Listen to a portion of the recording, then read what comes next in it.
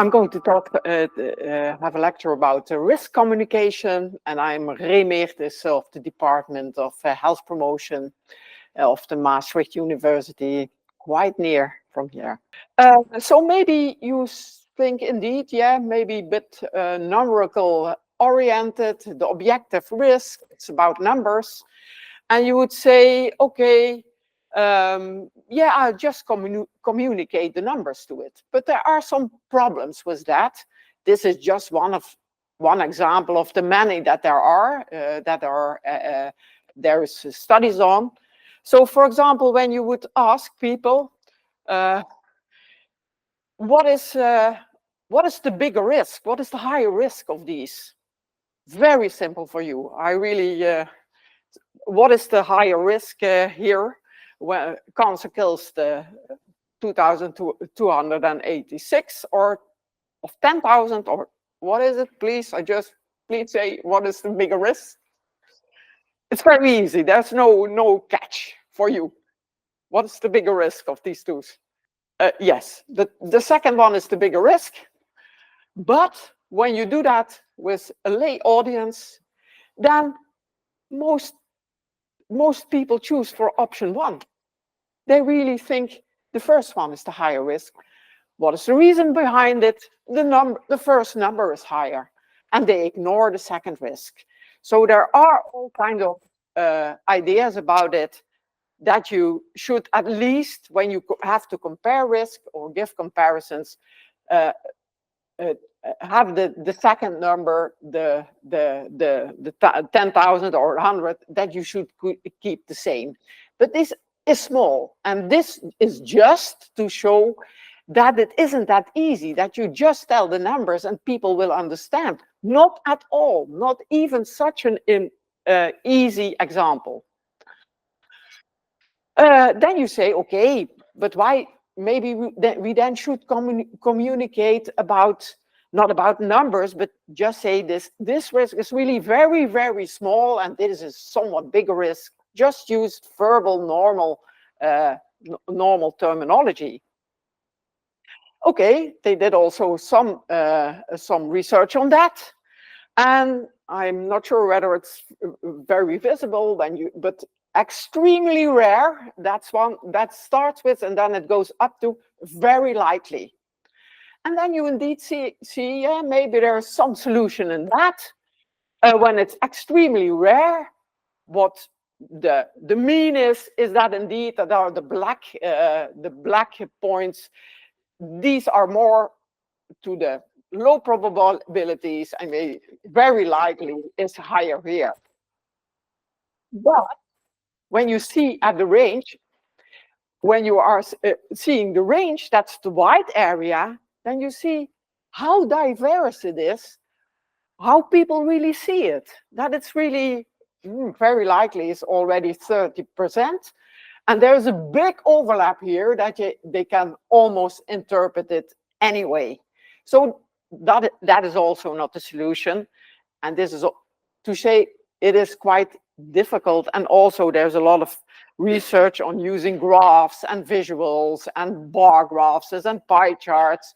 And there are all small amendments to make that you really can say, okay, this is better in this situation and that. But it is not a solution. There is no easy solution on that. We once did a big review with, it's already pretty old, but it's still cited a lot, which is really giving all these examples of how you could really communicate it when you would use probabilities, when you would use that. But that is, in fact, not the issue which you probably will be confronted with somewhere in your career. It may, but probably it may not. And what is then a very relevant question is when people say you have to communicate about the risks, what do they actually mean? It is not only about that they know the risk and that's the end of it. No, it is usually done for a purpose. For example, sometimes they think, okay, we have to communicate the risks so that people will change their behavior. The example of contamination, it is often that you want people not to consume vegetables of their own garden or something like that. That may be an issue. Or otherwise, that the example Geert gave, the previous speaker, that you in fact think, okay, there is not so much, there is radiation in the soil, but that's not really a big problem for your health. But then people really think there is only one option that it should be removed because there is something in it. And what you then want to achieve sometimes when the risks are really low for them, for the health risk of the people, that you then say, okay, maybe I should try to communicate in a way that they are not so worried anymore, that they really know. So there is another purpose. Or that they will support policy measures, that you say, okay, there are emerging risks because of climate change, and that means that we have to I communicate that, and the idea is then that they support these policy measures better. And sometimes also that you say, okay, people have to make an informed decision, so I just communicate the risk, but that's probably less relevant for you, more in a patient-doctor context, that's important. But there is another goal behind it, and that's, you have to realize that and to try to determine what that goal is. Because only risk communication, it is really very, very, very improbable that people, when they know a risk of something, that they will change their behavior. They sometimes will do, when it's really very clear and easy to do. So indeed, you may motivate people to not use any vegetables anymore from their own soil when they can easily afford to buy it elsewhere. But in other circumstances, risk communication will not change the behavior. And probably you know it, because we all want to have a healthy lifestyle, but when you all know that you don't do it all of the time. At least most of us don't do it all of the time. We should be more physically active, be less sedentary, and we don't do it. And why don't we do it? There are a lot of reasons for it. With smoking, you are often addicted and you cannot change it. You would like it, but you cannot do it. Or there are other advantages of a certain behavior. Okay, when you're sitting here, you cannot be physically active, and probably then there are other things that maybe you don't like it, it's raining outside or whatever. So there are a lot of other reasons, and risk communication alone will not change the behavior. So therefore, it's very important that you know what the goal is, what you want to achieve, because that makes a big difference. And the same holds for supporting certain policy measures. It will not be that people only think that it's important. So it is not, you have to know where you're aiming at.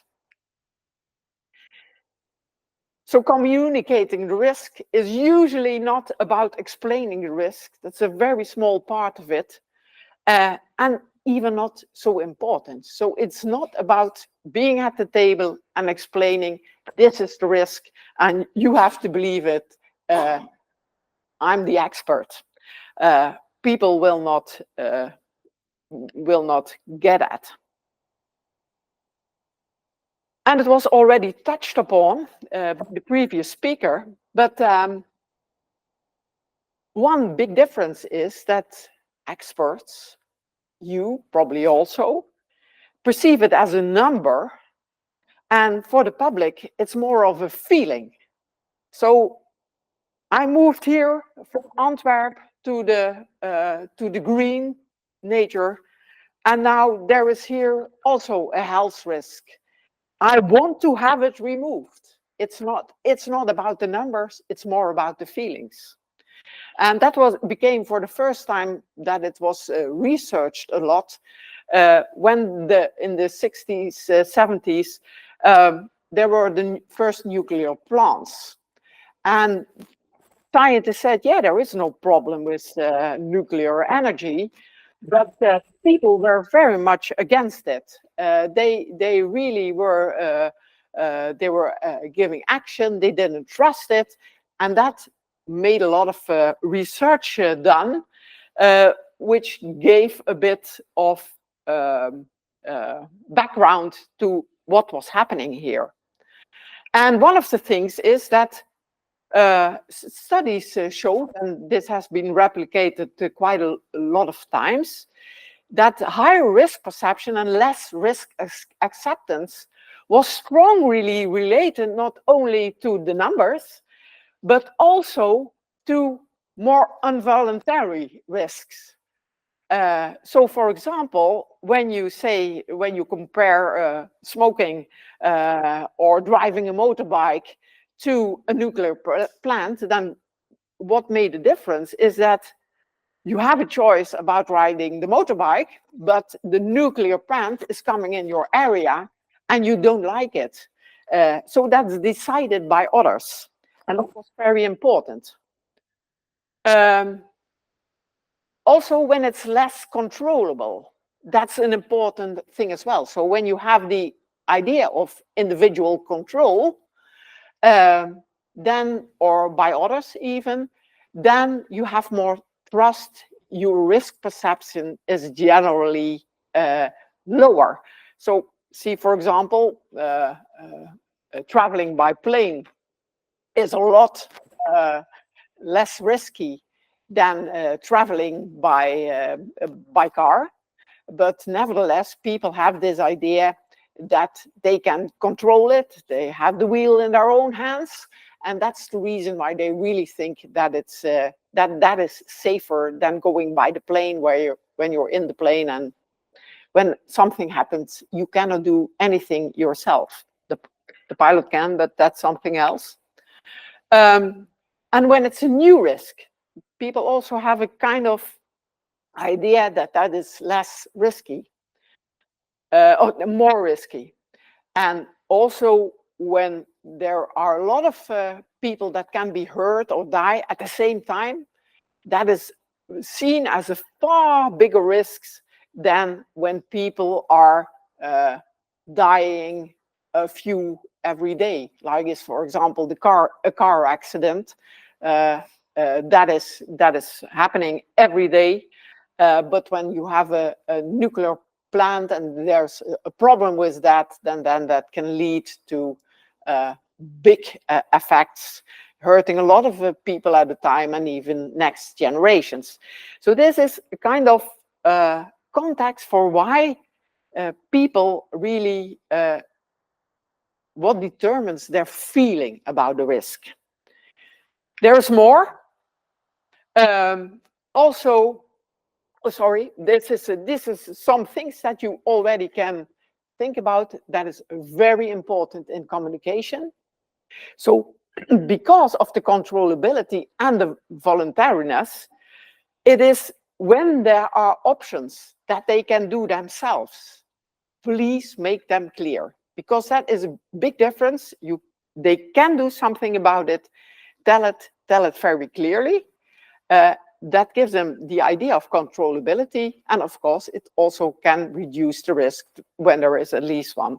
And also because of new risk, sometimes you can give associations with other kind of risks that are already known, or more is known inside this about a certain risk, and it's very good that people know it. There is more about risk perceptions. The risk characteristics, that is what I already told about that they should be well known, and so also touched upon by the previous speaker, that the media play an important role in what people see as a risk and where they're talked about. that can change over time because media change their topics over time. But it's of course far too easy to say that we should blame the media for wrong risk perceptions, because in general, the media also write about what people want to hear.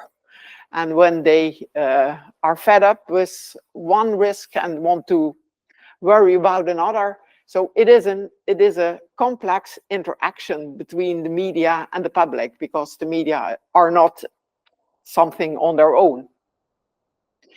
Where you also always have to be very aware of is that when people say that they have a certain, they are very worried about a risk or not at all, that there may be other influences, political influences or economic influences.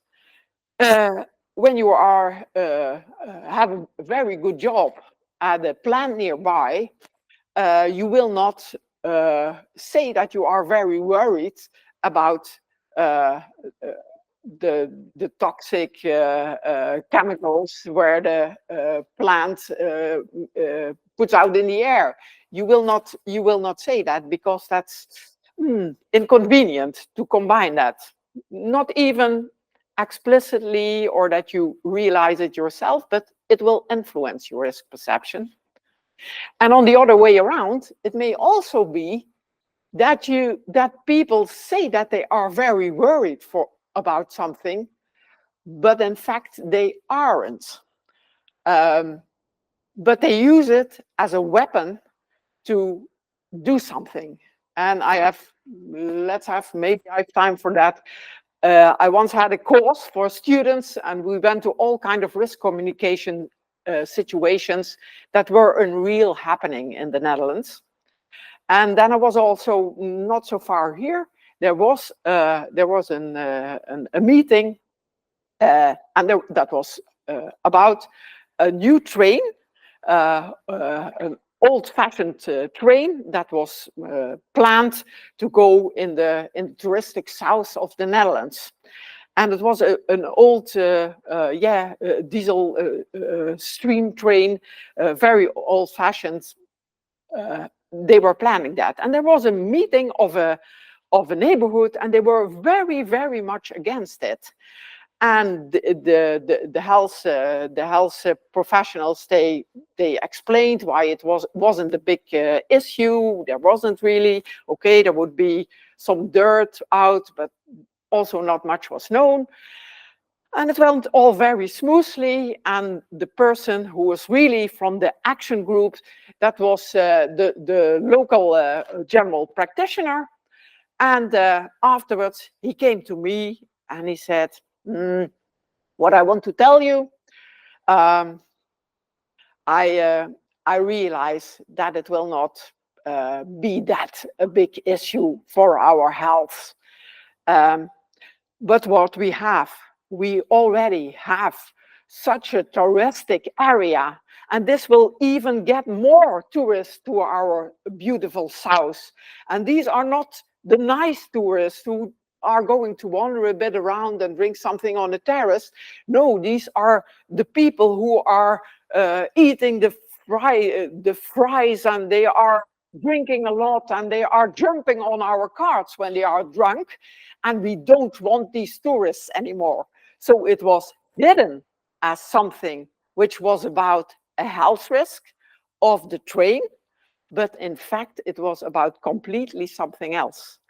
And when you would not realize that, you would be at the table as a scientist and explaining, no, this is not a big risk, but the issue is completely something else. And there may also be social and cultural issues, because observing others can lead to mass hysteria and to risk denial. Because often, of course, what is a risk? A risk is something that is very uncertain by definition, but also often we don't know really where it's all about. And what people usually do, because of evolutionary reasons maybe, is that they look on how others behave. They just look at what other people do is this a problem or isn't it a problem? And then they base their risk on, they look in the media, they look at what others do, and I think climate change was for a long time something like that people thought, okay, no, others don't react to it, everything goes wrong, somebody would have done something, isn't it, when it was really that bad. So probably they exaggerated for one or the other reason. And I think also that it's quite evolutionary ingrained, because of course when you're an animal you don't have other options, and in a sense we are still animals. I have some footage on that, I hope. It was in the news.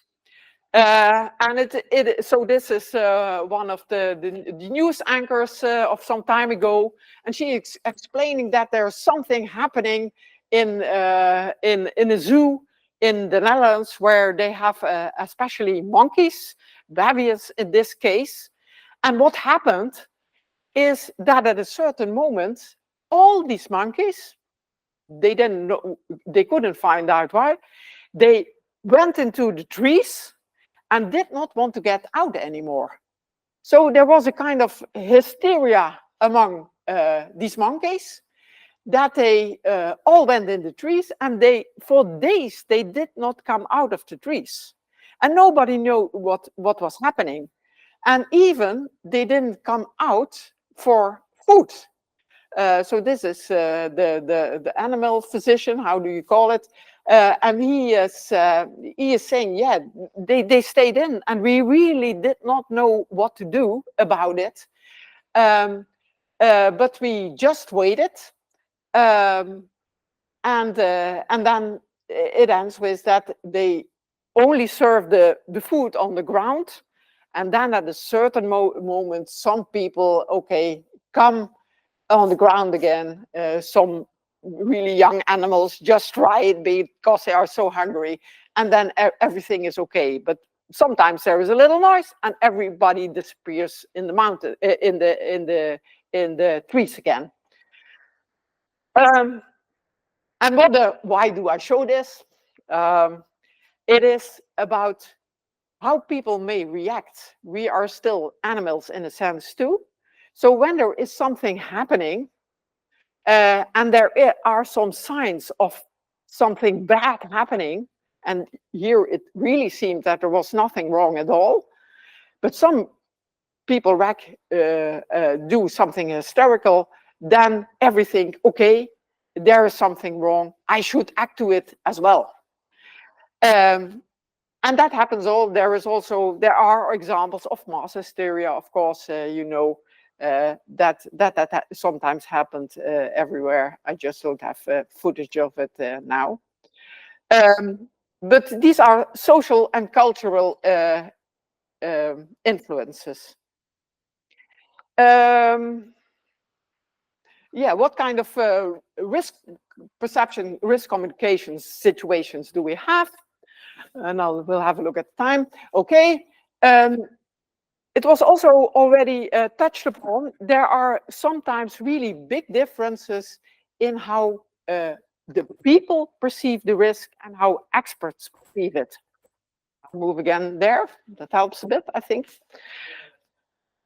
No, me neither. So you have this objective risk. That's the not really objective. That's the assessed risk. In fact, therefore, it's in quotes. Because also it is not, as far as you can see and know at the moment. But these are the numbers that are provided by scientists. And they can say, okay, that's on the y-axis. You can have a low risk and a high risk. And also the public or the audience you are dealing with has a low perceived risk or a high perceived risk. And that depends on issues characteristics I talked about, but usually you can have an idea about that. And then there is a really a very uninteresting thing that you can say, okay, sometimes the objective risk is low, and also the perceived risk is low. So no big deal. For example, the case with a glass of wine once in a while or a cup of coffee, no problem. And you don't have to do anything, just inform them, yes, it is maybe now it's more the cup of coffee would be a good, because there is already a problem with a glass of wine, some councils say. Another thing is there is a high perceived risk and also a high objective risk. And that's, for example, the case with smoking. People realize that there are not a lot of people who deny the risk of smoking, but it is difficult to stop in this case. So this is the behavior change option that you say, okay, what can you do with communicating the risk alone? No, you cannot do a lot, but maybe you should instruct people how to stop. You should do something else, but there is no point in still communicating the risk. You should think about making it easier for people to be physically active, or and so on. So these are the two uninteresting options. But there is also this one, that people that first think that there is a high objective risk, but people think there is a low risk. And that may happen in your situation, that people indeed should be convinced that they should not eat the vegetables out of their own garden, or that they should not build on something, or that they should use protective measures in a certain way. That could something that you might need. What are then things that you could do in that situations? Some recommendations. You may have you may give information about just the numbers. That may help, and that may help especially when people, you would do that anyway, but that would especially help when people don't know the risk yet, and that may be the case. And what probably also helps a lot is that when people really underestimate the risk, that you give a vivid and emotional example. So numbers don't matter that much to them, but when you have one, for example, people, maybe malaria will be emerging risk because of climate change, more in Europe, and then people will say maybe more malaria. But when you give one of clear, maybe an example of a person who died from it and who is well known, then people may be shocked and say, okay, but this is very important. You may also associate the risk with other risks that are perceived as important. No, I will not give an example. You may also, what is important also, that people usually have to be aware that they have to take all precautionary measures, that they have to do more than one thing, because they are intending to do one thing and then think, okay, I'm done. And be very careful with the presentation of risks. And then I refer to what I've talked about earlier. So refer to the article, for example, I refer to. Be afraid, be careful also with fear-arousing messages, because that's often seen as the solution. Okay, when I arouse fear, people will do what I want them to do. And that's not the case. Only when you have a very clear, easy to carry out behavioral advice, then they may do it. And otherwise, they will just turn away from it because they don't want to know. And so that's big. When they don't know what to do, they will just say, oh, no, I don't think about it. Only very clear advice will be helpful. I'll skip this because of time. Then we have this last thing. I have a look at the clock. Yeah, okay. This last thing is that the situation, low objective risk, but high perceived risk in the audience. And that happened, for example, with this with soil contamination, also touched upon by Geert. What do you do then? So there are people who are really afraid, for example, for the soil contamination, the radiation in the soil. They came for a healthy environment with their children to the agricultural region, and they heard about it and they just want to have it out. How is it possible in Belgium or wherever in Europe that this is still in and that is a big health risk to our country, and you are saying that we better can do nothing because of ecology? That's a very difficult situation. And that asks for a total other approach than I did before, like to convince, because then it is not anymore about communicating the risks. It is all about trust.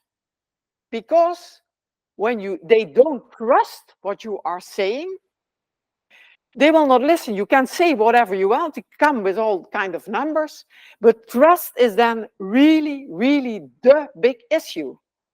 And when you are there sitting more and more like a distant expert, saying to these people, no, no, no, but I'm the expert, there is no risk.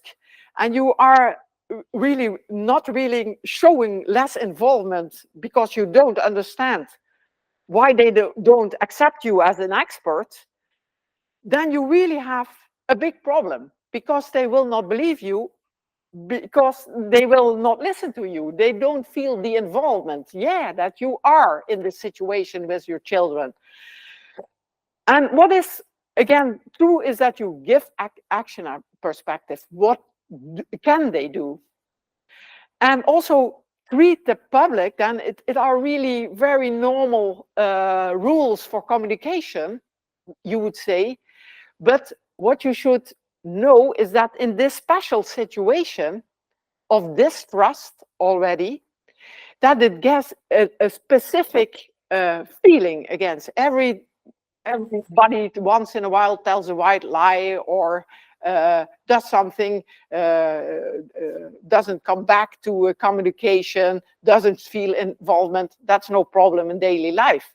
But when there is already distrust, you should make clear that you really have a connection and that they feel your involvement.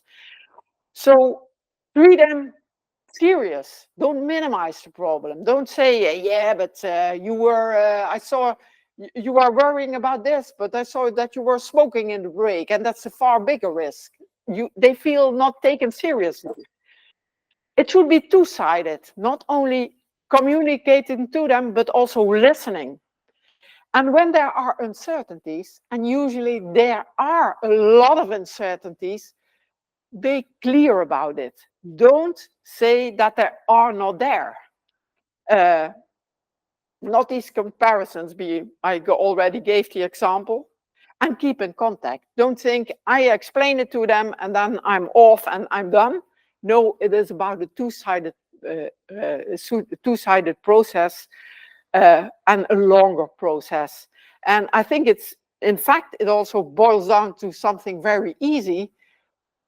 Try to be in their shoes and think how you would react when you wouldn't be an expert and was moving with your little children to the agricultural area and were not knowing what was happening. So when you really try to be in their shoes, I think that would help a lot. But this is not the natural attitude of experts. You really have to fight against it. Certainly when you do it for the first time, because then you're a bit insecure and want to be in the expert role, and that makes it difficult. Please think about that.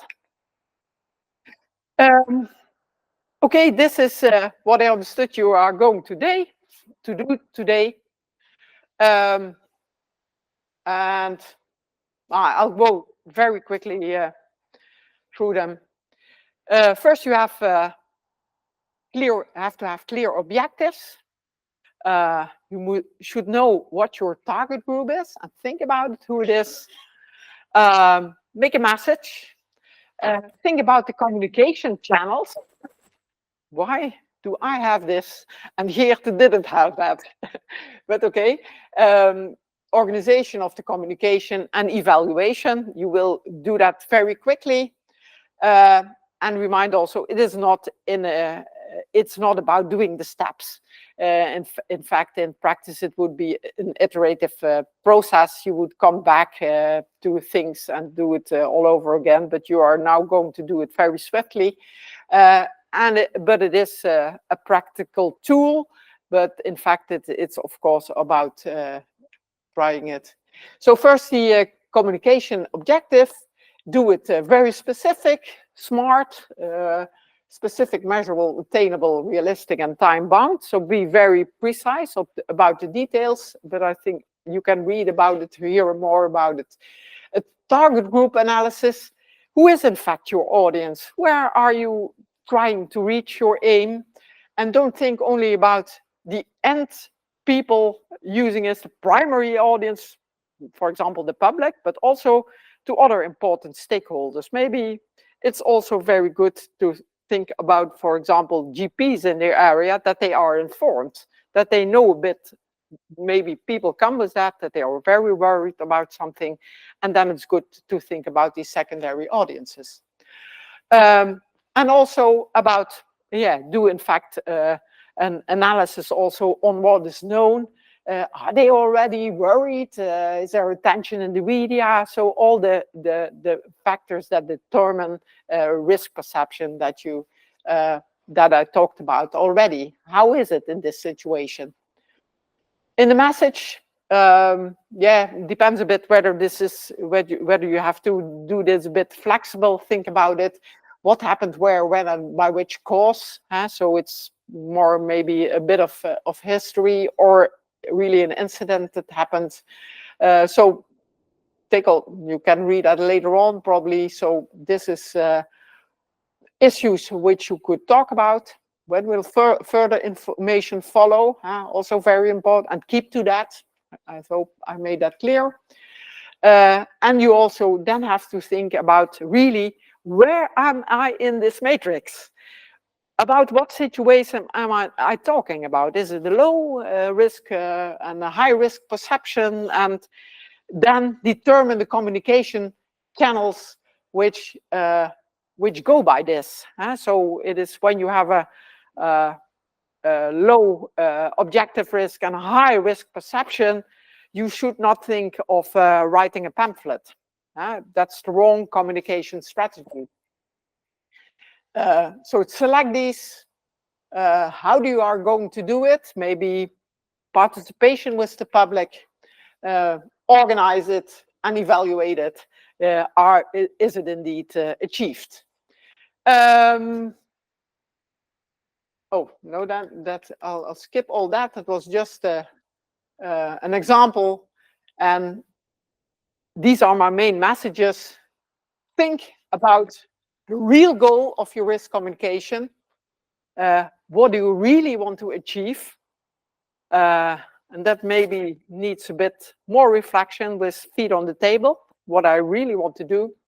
And think about the risk communication situation you are in the matrix, because that is where the biggest errors are made. Really big examples of needless waste that you now all can prevent. A lot of waste of effort and money in wrong direction that really may aggravate the problem, which would not have been necessary.